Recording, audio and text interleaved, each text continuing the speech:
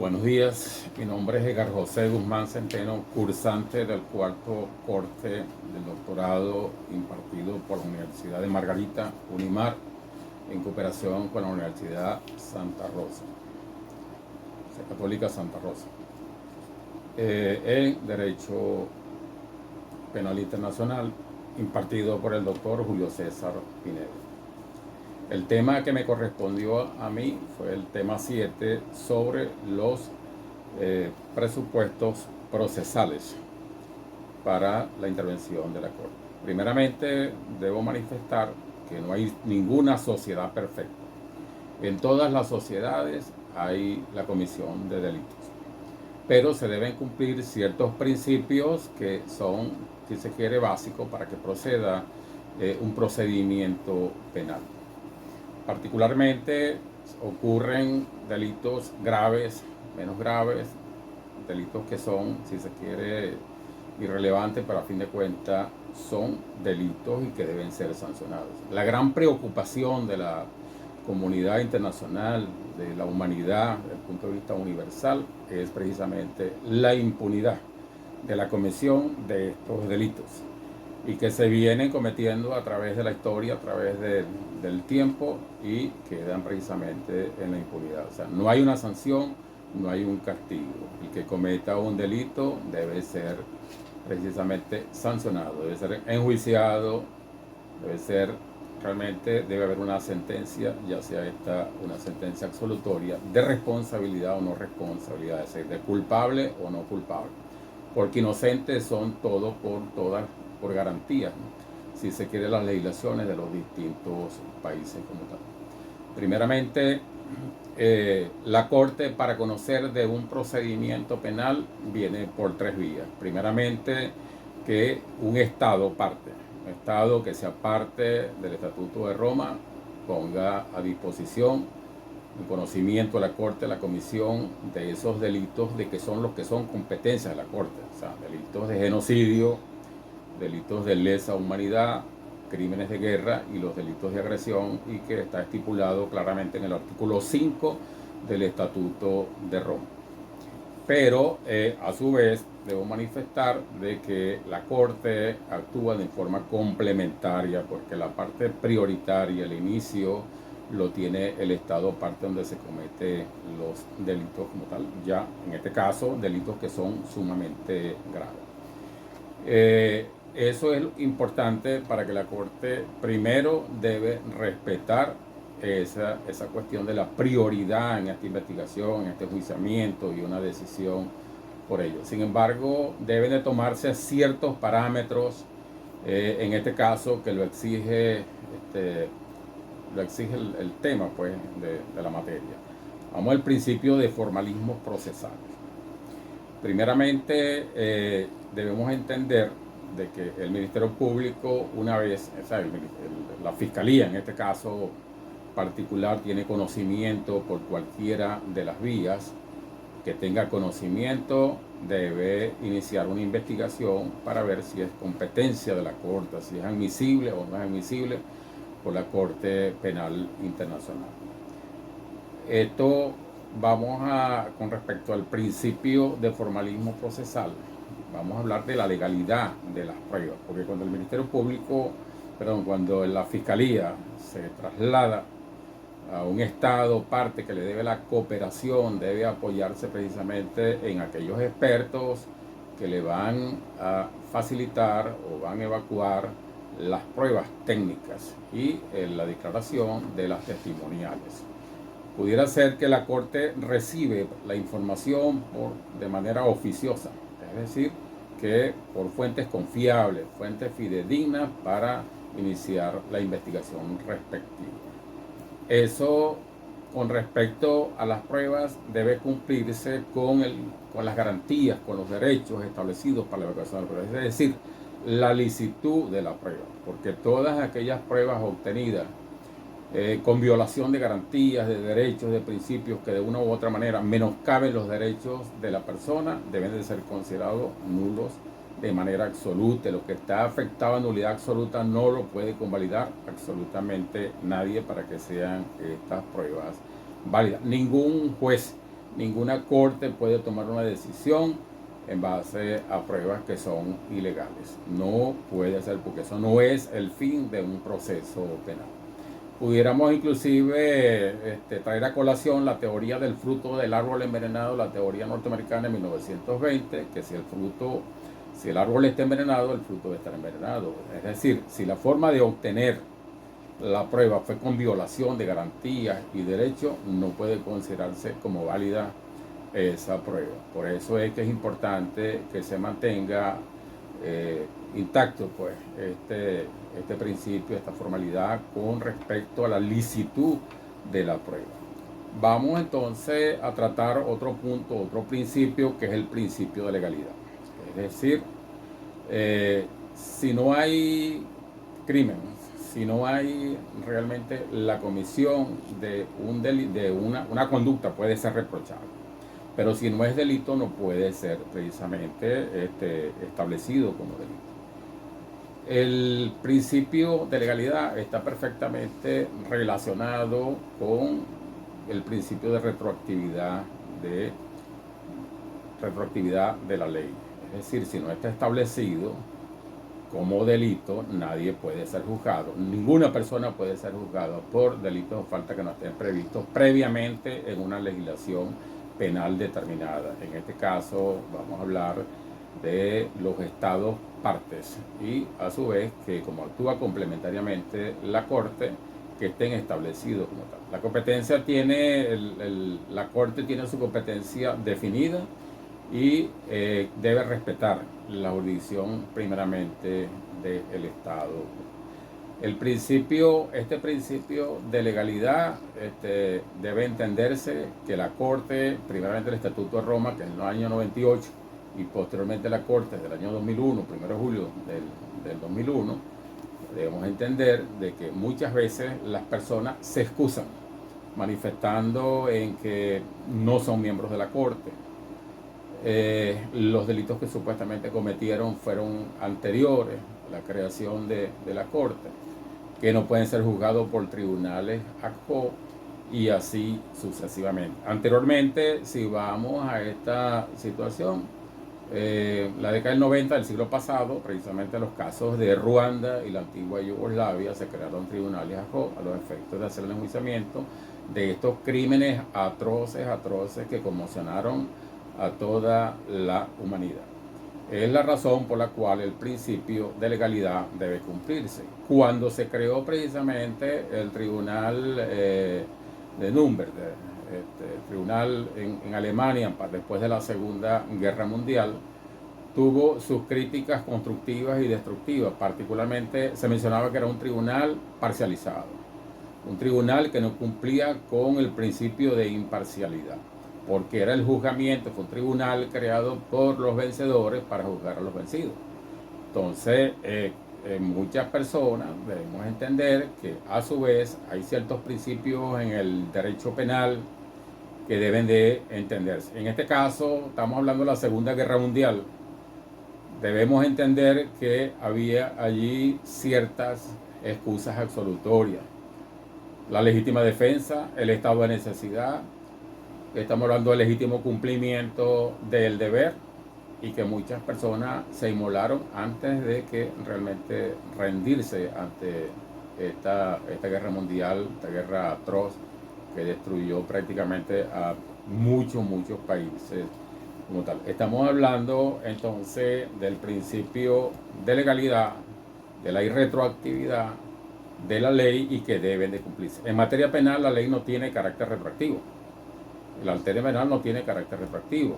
¿Por qué se establece el principio de legalidad? Es una manera preventiva, es una manera de advertencia a las personas que saben que ciertas conductas no las pueden hacer porque son delictivas, porque van a ser objeto de una investigación, de un enjuiciamiento y de una decisión que pudiera ser una sentencia absolutoria o condenatoria, es decir, responsable o no responsable. Pero no se puede aplicar en materia penal, que ya históricamente en 1935, que era la anterior corte que estaba ahí, penal internacional, se estableció en un caso particular y no definió lo que era el principio de legalidad sobre la analogía. O sea que la analogía no es aplicable en materia penal hoy en día.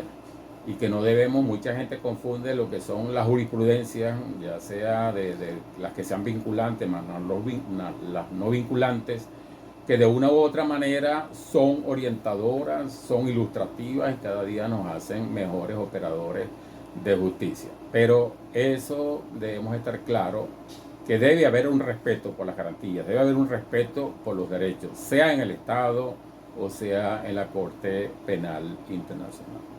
Por otra parte, el Estatuto de Roma, precisamente en el artículo, en el preámbulo del Estatuto, en el párrafo 10º y en el artículo 1º, en el artículo 53 del Estatuto de Roma establece la complementariedad de la Corte en este caso. La Corte, para poder intervenir, debe cumplir ciertos parámetros que debe entenderse, porque la Corte, una de las cuestiones que requiere precisamente es la cooperación de esos estados partes.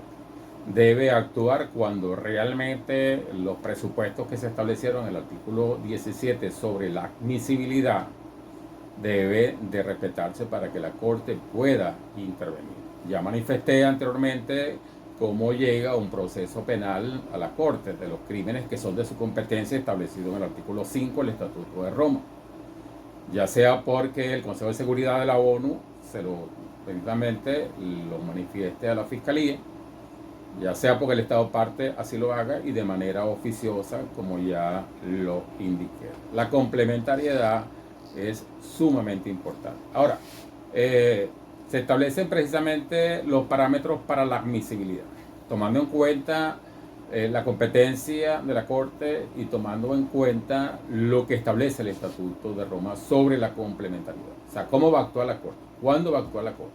Cuando se le ponga en conocimiento una acción penal de este tipo sobre la presunta comisión de estos delitos y que independientemente que sean públicos y notorios, debe haber una instrucción como tal, una instrucción penal como corresponde. Primeramente cuando un Estado, o sea, un asunto determinado que un Estado haya iniciado, un Estado parte haya iniciado una investigación, un enjuiciamiento y se muestre, pues, se configure la no disposición de seguir con el proceso o simplemente no lo puede hacer. No lo puede hacer por muchas razones y esa es una de las grandes causales de si la Corte no toma cartas en el asunto, es una cuestión de impunidad universal. Porque muchos estados se muestran en una condición de que no lo pueden hacer simplemente. Pudiera ser otra situación donde el Estado, en un caso determinado, se inicia una investigación y realmente el tribunal, el Estado decida realmente no incoar ninguna acción penal contra esa persona o personas o simplemente no lo puede hacer. Ahora, hay dos causales de inadmisibilidad, salvo que la Corte diga otra cosa en las situaciones del caso de la cosa juzgada. Es decir, ninguna persona puede ser juzgada dos veces por los mismos hechos, a menos que la Corte decida otra cosa, porque para eso hay unos parámetros dentro de la misma norma. Nadie puede ser juzgado por los mismos hechos, ya sea porque fue absuelto o fue condenado, una persona que fue investigada, una persona que fue acusada, una persona que tuvo un juicio y hay una decisión de la Corte Penal Internacional, inclusive independientemente que se hayan ejercido los recursos a que hubiere lugar, los recursos que suelen lugar, simplemente ya hay una decisión definitiva de condena o de absolución.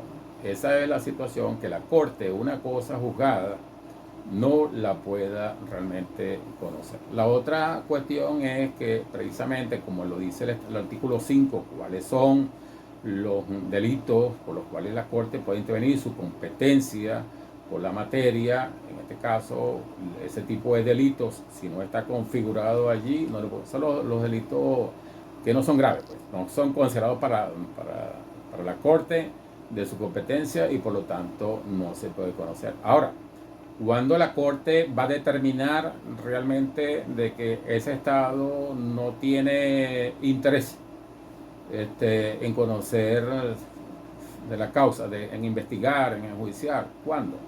Precisamente cuando la Corte considere de que se hizo una investigación y un enjuiciamiento, pero con el fin de sustraer a esa persona investigada, a esa persona presunto autor de los delitos que son competencia de la Corte y que a su vez prioritariamente son competencia del Estado parte. Cuando considere que fue para sustraer a esa persona. Esa persona no, realmente la quieren es que no tenga responsabilidad, que salga absuelto como tal, que no se haya respetado absolutamente nada que conlleve a la búsqueda de la verdad. Segundo, cuando se observe por parte de la Corte que esta persona, una vez que se ha iniciado la investigación, la Corte considere realmente que no hay un debido cumplimiento de las garantías, los derechos que implican un proceso penal. Y hay si se quiere, un retardo exagerado. Y como decía David Echandia, justicia tardía es injusticia. La Corte, a su vez, para determinar cuándo un Estado es incapaz, o sea, no puede hacer el juzgamiento, no puede hacer una investigación, un juzgamiento de una persona o de esta persona, cuando realmente examine el sistema, si se quiere, el sistema penal de ese Estado y vea que es carente del mismo o está colapsado o sustancialmente no cumple con lo que debe cumplir toda legislación y todo Estado, todo operador de justicia en la titularidad de la acción penal en materia de orden público y sobre todo cuando son delitos sumamente graves. La Corte entonces examina todos esos parámetros que he indicado a los efectos de que eso es parte de la complementariedad. Es decir, este artículo 17 del Estatuto de Roma es parte de eso. Ya va a entrar cuando de una u otra manera el Estado no lo quiera hacer, simplemente el Estado manifieste que no lo puede hacer o cuando simplemente no tenga la capacidad procesal para hacerlo. Estamos hablando entonces ya del principio de complementariedad, las cuestiones de admisibilidad y no admisibilidad. La Corte no va a admitir acciones penales por cuestiones que son delitos que no son graves y que no son competencia de la Corte, las cuestiones juzgadas, y allí están los otros parámetros donde la Corte sí puede intervenir. Por otra parte, tenemos entonces, hablamos de las causas de inadmisibilidad, cuáles personas están excepcionadas de ser juzgados por la Corte, independientemente que hayan cometido delitos que son competencia de la Corte. Bueno, precisamente cuando las personas no tengan responsabilidad, cuando están eximidos, primero el menor de 18 años no puede ser juzgado por la Corte, independientemente que haya cometido delitos que son competencia de la Corte. Segundo, los discapacitados mentales, las personas que de una u otra manera no estaban en conciencia de lo que estaban haciendo. Por lo tanto, independientemente que la conducta de ellos encuadre en una norma penal, ya sea de genocidio, ya sea de crímenes de guerra, lesa humanidad, agresión, esas personas no están en esa situación.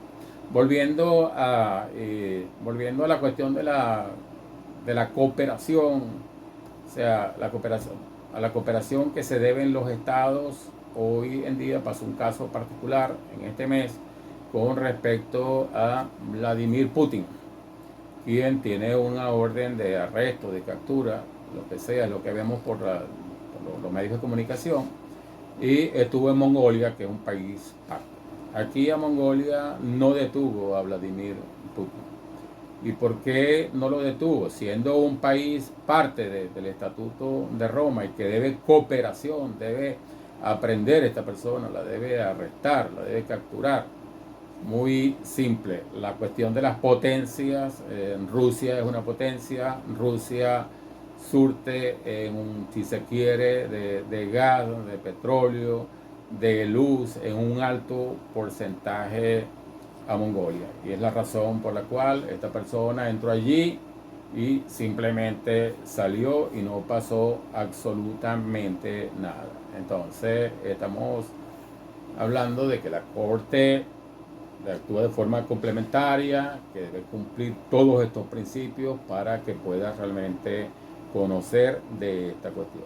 Por otra parte, la persona, una vez que tiene una orden de comparecencia o es aprendida y es llevada ante la corte, a esta persona se le informa para que ejerza su derecho a la defensa de manera plena. Se le informa de qué delitos está siendo investigado, qué delitos realmente le está imputando el ministerio, o sea, la fiscalía, cuáles son los delitos que están allí para que esta persona precisamente se defienda. Particularmente muchas veces se defienden manifestando, si son por ejemplo representantes de un estado, de que ellos no son parte de que ellos no son parte de la comisión de, no son parte del Estatuto de Roma. Como lo manifestó también hace poco el presidente de Estados Unidos y el de Israel con respecto a Netanyahu. Disculpen si no expresé el nombre bien.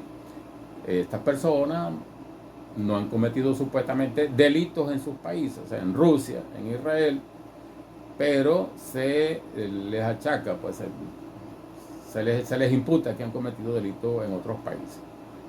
Ejemplo, el de Israel, supuestamente en otro país, en Palestina, y el presidente ruso en Ucrania, no en los países de ellos como tal. Sin embargo, es difícil enjuiciar a estas personas. Por eso es la razón por la cual estos juicios son largos, y muchas veces la gente se desespera, las víctimas que ahora son oídas a través de sus abogados, estas personas se desesperan porque pareciera que no va a haber justicia en el universo.